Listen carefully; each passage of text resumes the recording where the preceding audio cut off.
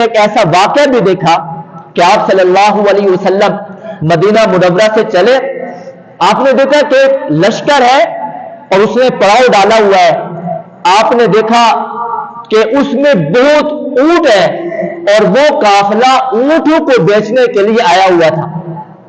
آپ صلی اللہ علیہ وسلم نے قافلے کے لوگوں سے کہا کیا یہ تم اونٹ بیچو گے؟ قافلے کے لوگوں نے کہا جی ہاں، ہم یہ تو اونٹ بیچنے کے لیے آئے ہیں۔ حضور صلی اللہ علیہ وسلم نے وہ اونٹ خرید لیا۔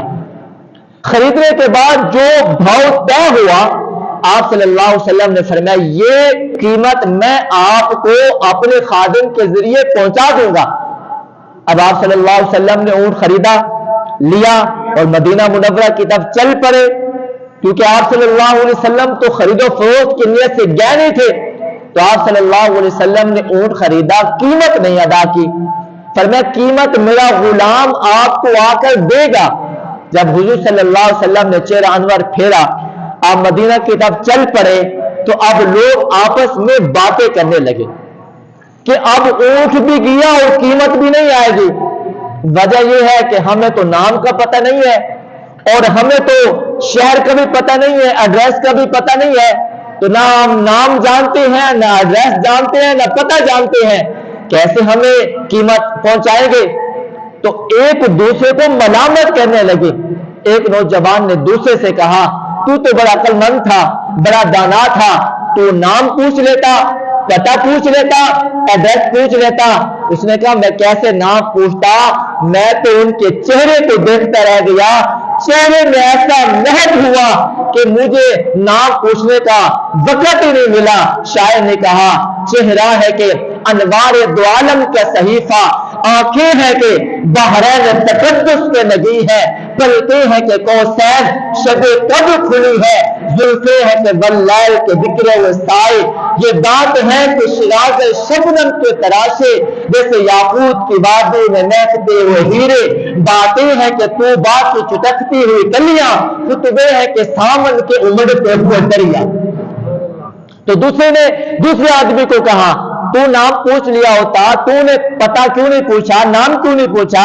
اس نے کہا میں نام کیسے پوچھتا، میں پتہ کیسے پوچھتا، میں تو ان کی سرمگی آنکھوں میں اتنا کھو گیا تھا، حیا والی آنکھوں میں اتنا کھو گیا تھا کہ میں نام پوچھنے کا مجھے وقت ہی نہیں ملا، فرصت ہی نہیں ملی کہ میں تو ان کی آنکھوں میں کھو گیا تھا۔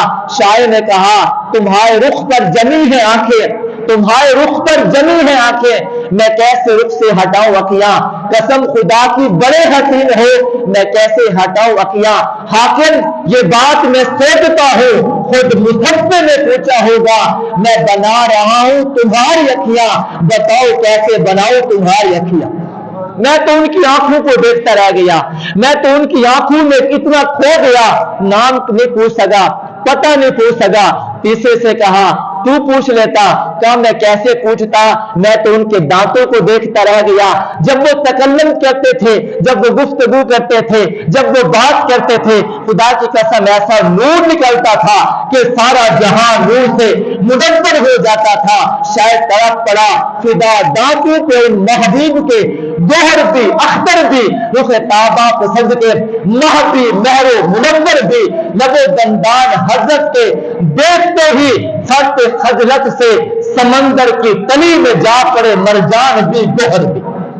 تو چوتھے سے کہا تو نام پوچھ لیا ہوتا، تو پتہ پوچھ لیا ہوتا۔ اس نے کہا میں کیسے پتہ پوچھتا، میں تو اس کی خوشبو میں اتنا غرق ہو گیا تھا، میں تو اتنا محو ہو گیا تھا کہ مجھے پتہ ہی نہیں چلا کہ نام پوچھ لیتا، ایڈریس پوچھ لیتا، پتہ پوچھ لیتا۔ تو کسی شاعر نے کہا انہی کی بو مایا سمن ہے، انہی کا جلوہ چمن چمن ہے، انہی سے گلشن مہک رہی ہے، انہی کی رنگت گلاب میں ہے، وہ گلہائے لبہائے نازک ان کے، ہزاروں جھڑتے ہیں پھول جن سے، گلاب گلشن میں دیکھے بلبل، یہ دیکھ گلشن گلاب دے۔ تو اب ایک دوسرے کو ملامت کر رہے ہیں۔ اتنے میں جو وہ سردار عورت خیمے میں بیٹھی ہوئی تھی، اس نے پردہ ہٹایا، اس نے کہا اگر قیمت نہیں آئے گی تو قیمت میں ادا کروں گی، اس کی قیمت کی میں ضامن ہوں۔ اب لوگ کہنے لگے پتہ نہیں یہ ہماری سردار ان کو جانتی ہے، اس وجہ سے کہہ رہی ہے قیمت میں دوں گی۔ تو لوگوں نے کہا سردار آپ جانتی ہیں؟ اس نے کہا نام کا مجھے بھی پتہ کوئی نہیں ہے، ایڈریس میں بھی کوئی نہیں جانتی۔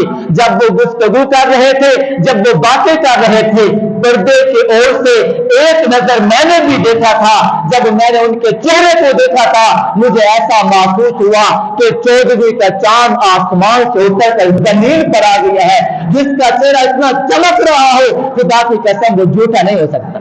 اللہ نے ہمارے نبی کو ایسا حسین بنایا۔